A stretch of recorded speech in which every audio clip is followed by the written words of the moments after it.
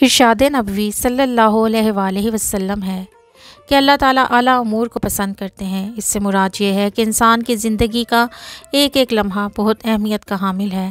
اللہ نے انسان کو جو وقت اور قوت عطا کی ہے وہ بہت قیمتی ہے، اور اس کا ضیاع انسان کو دنیا اور آخرت میں رسوا کر سکتا ہے۔ ہم دیکھتے ہیں انسان کامیاب ہو یا ناکام، اللہ نے اپنی نعمتیں دونوں کو بلا تفریق عطا کی ہیں، مگر ایک نے ان نعمتوں کو استعمال میں لاتے ہوئے دنیا اور آخرت کما لی، جبکہ دوسرا شخص بیٹھا ناکامی کے رونے روتا رہ گیا۔ انسان کو دی جانے والی ان نعمتوں کا استعمال بہترین کاموں کے لیے کیا جانا چاہیے، نہ کہ غیر ضروری خواہشات، ترجیحات اور سرگرمیوں کا بوجھ اٹھائے انہیں بے مقصد ضائع کر دیا جائے۔ ارسطو کے مطابق زندگی میں ہم جو کچھ بھی کرتے ہیں وہ ہماری عادات ہی کا نتیجہ ہوتا ہے۔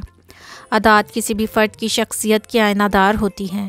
کامیاب انسان اس بات سے بخوبی واقف ہوتے ہیں کہ راستہ بہت طویل اور منزل بہت دور ہے، لہٰذا اسے پانے کے لیے انہیں مسلسل جدوجہد کرنا ہوگی۔ سفر میں کامیابی انہیں کو نصیب ہوتی ہے جو یقین، محنت، مستقل مزاجی کو اپنائے آگے بڑھتے رہتے ہیں اور خود کو غیر ضروری بوجھ سے آزاد رکھتے ہیں۔ اپنے سفر کو آسانی سے طے کرنے کے لیے ہمیں خود پر سے ادنا، بیکار اور فضول بوجھ اتارنے پڑتے ہیں، اور ان کا ختم ہو جانا ہی ہمارے لیے اور ہماری منزل کو پا لینے کی جستجو کے لیے بہتر ہوتا ہے۔ غیر ضروری بوجھ سے کیا مراد ہے؟ ہماری زندگیوں میں ایسے بے شمار کام، خواہشات، عادات، ترجیحات اور سرگرمیاں شامل ہوتی ہیں جو ہمارے لیے بوجھ بن جاتی ہیں، اور پھر ان کا وزن اٹھائے ہم اس قدر سست روی کا شکار ہو جاتے ہیں کہ اپنی منزل کو کھو بیٹھتے ہیں۔ آپ ذرا خود پر، اپنے ارد گرد موجود لوگوں کی زندگیوں پر نظر دوڑائیں تو آپ کو اندازہ ہوگا کہ ایسی بے شمار چیزیں ہماری زندگی کا حصہ ہیں جن کا ہمیں نہ اس جہان میں کوئی فائدہ ہے نہ اگلے جہان میں، مگر ان میں ہم اتنے مشغول ہو چکے ہیں کہ اکثر اپنی پوری زندگی ان میں کھپا دینے کے باوجود آخر میں خالی ہاتھ رہ جاتے ہیں۔ اکثر اوقات دیکھا گیا ہے کہ ہمارے دل و دماغ میں موجود کسی شخص کے لیے غصہ یا نفرت کے جذبات ہمیں زندگی میں آگے بڑھنے سے روکے رکھتے ہیں۔ ہم اپنی بیشتر صلاحیتوں کو کسی مفید کام میں لگانے کی بجائے غصے اور انتقام کی آگ میں جھلساتے رہتے ہیں، اور نتیجتاً اپنا سکون اور اطمینان، اپنی جسمانی اور ذہنی صحت کو کھو بیٹھتے ہیں۔ غصے اور نفرت کا یہ غیر ضروری بوجھ ہماری کامیابی کے منزل میں رکاوٹ بن کر کھڑا رہتا ہے۔ ہم معاف کر دینے کی عادت اپنانے سے قاصر خود کو ساری عمر کے لیے ناکامی کے حوالے کر بیٹھتے ہیں۔ انسان خطا کا پتلا ہے۔ ہم بہت سی غلطیاں کرتے ہیں اور پھر ان سے سیکھ کر آگے بڑھتے ہوئے کامیابی تک پہنچتے ہیں۔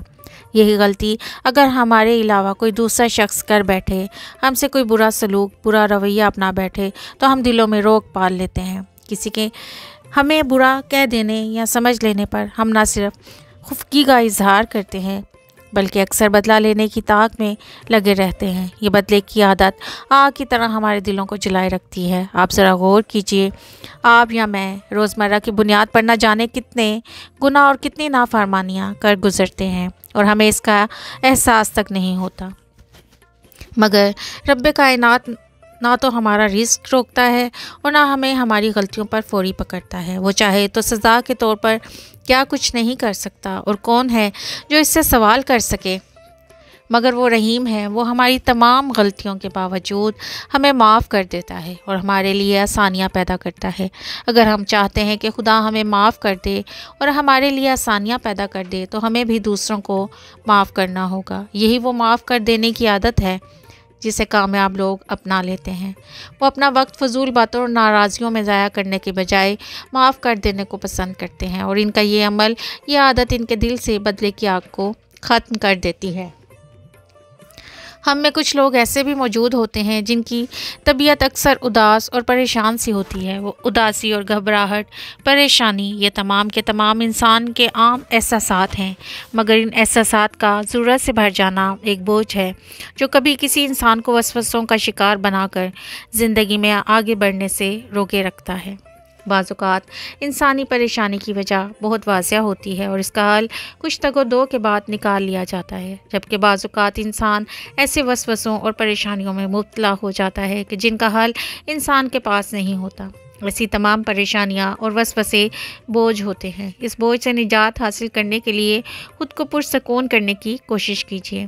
بے شک دلوں کا سکون اللہ کے ذکر میں ہے۔ القرآن میرا ماننا ہے کہ خود کو پریشانیوں سے آزاد کرنے کا بہترین ذریعہ خدا سے گفتگو کرنا ہے۔ بے شک خدا سب جانتا ہے، مگر وہ آپ کو سننا چاہتا ہے۔ آپ اسے اپنا دوست بنا لیں، اپنے دل کی ہر بات اس سے کہیں، اس یقین کے ساتھ کہ وہ ذات آپ کو کبھی تنہا نہیں چھوڑے گی۔ وہی آپ کے لیے راستے بنانے والا ہے۔ اپنی تمام فکروں، پریشانیوں کو اللہ پر چھوڑ دیں، اس یقین کے ساتھ کہ وہ سب سنبھال لے گا، اور خود کو اس بوجھ سے آزاد کر لیں۔ انسان کے رشتے اور لوگوں کے ساتھ تعلقات اس کی زندگی کا ایک عظیم سرمایہ ہوتے ہیں۔ انسان اپنے رشتوں کے معاملے میں بہت جذباتی ہوتا ہے، اور ان کے بغیر زندگی کا تصور بھی ناممکن لگتا ہے۔ رشتوں کے درمیان محبت، اپنائیت اور احساس کی کمی، باہمی رنجشیں اکثر ہمارے لیے ذہنی اذیت کا باعث بن جاتی ہیں، اور یہ ذہنی اذیت ہماری زندگی کو روک کر رکھ دیتی ہے۔ ہم نہ آگے بڑھ پاتے ہیں اور نہ اپنے تعلقات درست کر پاتے ہیں۔ بعض اوقات ان معاملات میں ہماری تمام تر صلاحیتیں اور کوششیں بیکار ہو جاتی ہیں۔ لہٰذا میں سمجھتا ہوں کہ اپنے تمام معاملات میں اپنے دل کا بوجھ کم کرنے کے لیے انسان کو صبر و تحمل کے ساتھ درگزر کا رویہ اپنانا چاہیے۔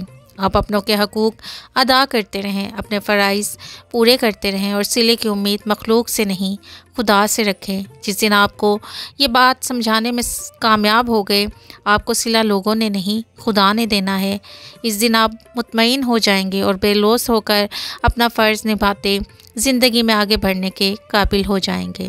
دنیا کی ترقی اور ٹیکنالوجی کے نام پر مشینوں کے غیر ضروری استعمال نے انسانی زندگی اور اس کی مصروفیات کو یکسر بدل کر رکھ دیا ہے۔ انسان کا بہت سا وقت فون، سوشل میڈیا، سکرولنگ، ٹیلی ویژن پر ضائع ہوتا ہے، اور بدقسمتی سے ہمیں اس کا احساس بھی نہیں ہو پاتا۔ غیر ضروری اور غیر اہم کام ہمارے لیے بہت بڑا بوجھ ثابت ہو رہے ہیں۔ مقصد حیات کی کمی اور اس پر تیزی سے بڑھتی ٹیکنالوجی نے ہمیں سوچنے سمجھنے سے قاصر کر دیا ہے۔ ہم بنا کسی حکمت عملی کے آنکھیں بند کیے اپنی قیمتی وقت کو غیر ضروری سرگرمیوں میں ضائع کرتے چلے جا رہے ہیں۔ اگر آج آپ اپنی روزمرہ کے کاموں کی ایک فہرست بنائیں تو آپ جان سکیں گے آپ روزانہ کی بنیاد پر اپنا کتنا قیمتی وقت شاپنگ مال میں گھومتے، گیمز کھیلتے، ٹیلی ویژن دیکھتے اور ایسے کئی دیگر امور میں ضائع کر رہے ہیں۔ یہ سب کام اور غیر ضروری سرگرمیاں آپ کے کامیابی کے سفر میں بوجھ اور بہت بڑی رکاوٹ ثابت ہو سکتی ہیں۔ جب تک آپ اس بوجھ کو خود پر سے اتار کر پھینک نہیں دیں گے، آپ کے لیے آگے بڑھنا ناممکن ہو جائے گا۔ وقت بہت بڑی نعمت ہے، اگر اسے غیر ضروری سرگرمیوں میں ضائع کر دیا تو آپ کے پاس مستقبل میں اپنی ناکامی پر ہاتھ ملتے رہنے کے سوا کوئی چارہ نہیں ہوگا۔ لفظ نظم و ضبط سے ہم سب واقف ہیں۔ اس لفظ کے کئی معنی بیان کیے جاتے ہیں۔ روزمرہ کی سرگرمیوں میں خاص ترتیب اور تناسب سے عادات کو اپنانا اور ترجیحات کی بنیاد پر عملی منصوبہ بندی کرنا کامیاب لوگوں کے نزدیک نظم و ضبط کہلاتا ہے۔ اپنے مقصد حیات کا تعین کر لینے کے بعد اسے چھوٹے چھوٹے حصوں میں تقسیم کر کے روزمرہ کی بنیاد پر کی جانے والی محنت اس میں سفر میں بہت مددگار ثابت ہوتی ہے۔ کام کے آغاز سے پہلے اپنی ترجیحات کو واضح کر لینے، پھر اس کے مطابق عادات اپنانے سے انسان بار بار گرنے اور غلطیاں کرنے سے بچ جاتا ہے۔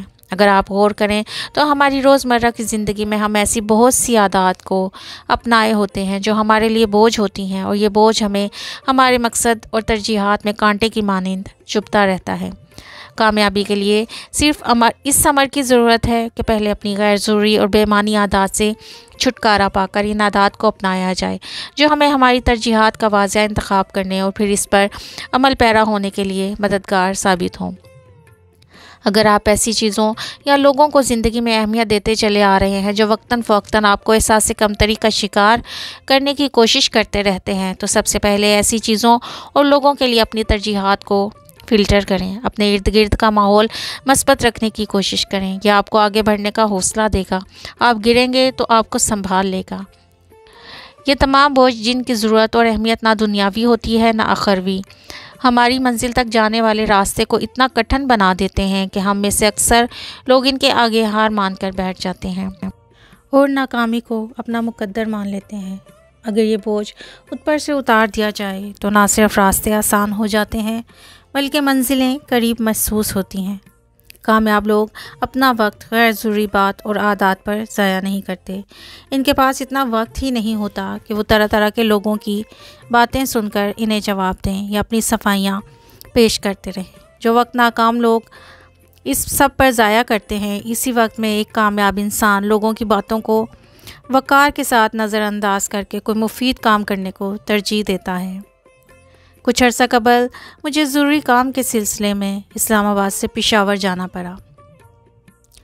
موٹر وے کے ذریعے جاتے ہوئے میں یہ سوچ رہا تھا کہ زندگی میں کامیاب اور ناکام انسان کی زندگی بھی موٹر وے پر چلنے والی گاڑیوں کی مانند ہے، جہاں کامیاب انسان مسلسل اپنی منزل پر نظر جمائے آگے بڑھتا چلا جاتا ہے، مشکلات کا حل ڈھونڈنے کی کوشش کرتا ہے، جبکہ ایک ناکام انسان ہر انٹرچینج پر کبھی چائے کافی تو کبھی اخبار پڑھنے گپے مارنے بیٹھ جاتا ہے، اور پھر یہ وقت آتا ہے جب خدا نخواستہ حالات خراب ہونے پر کامیاب انسان اپنی مسلسل کوشش سے اپنی منزل تک پہنچ جاتا ہے، مگر ناکام شخص کسی انٹرچینج پر بیٹھا پریشانی کے عالم میں ہاتھ ملتا رہ جاتا ہے۔ یہاں ایک قسم ان لوگوں کی بھی ہوتی ہے جو مسلسل محنت اور عزم سے موٹر وے پر گاڑی تو چلا رہے ہیں، مگر منزل سے لا علمی کی بنیاد پر ان کی رفتار قدرے دھیمی ہے۔ ایسے لوگ ہمارے معاشرے میں کثیر تعداد میں موجود ہیں، جو خواب دیکھنے محنت کرنے والے ہیں، مگر منزل کا تعین اور مقصد حیات کی کمی ان کی تمام تر محنتوں پر پانی پھیر دیتی ہے۔ یہ مقام ہوتا ہے جہاں پھر انسان پہل تو شبہات کا شکار ہوتا ہے، اور پھر لوگوں کی آوازیں، ان کی باتیں سنتے، اپنی ذات کی وضاحتیں پیش کرتے اسی سب میں گم ہو کر رہ جاتا ہے۔ یاد رکھیں کہ کامیابی حاصل کرنے کے لیے خود پر سے غیر ضروری بوجھ ہٹا کر منزل کا احاطہ کریں، اور پھر اس منزل کی جانب بڑھتے ہوئے بہت احتیاط سے اپنی تمام تر صلاحیتوں کو استعمال میں لائیں۔ یہی کامیابی کا راز ہے۔